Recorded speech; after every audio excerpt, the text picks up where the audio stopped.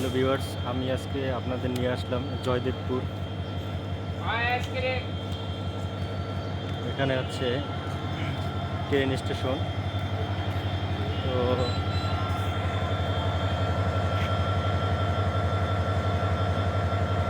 এখানে আপনারা দেখতে পাইতেছেন যে একটা ট্রেন অ্যাক্সিডেন্ট করছে, এতটাই মর্মান্তিক। ধ্বংসাবশেষগুলো দেখলে বুঝতে পারতেছেন যে আসলে কীরকমভাবে এটা কী পরিমাণ ক্ষতি হয়েছে। হচ্ছে ধ্বংসাবশেষগুলো।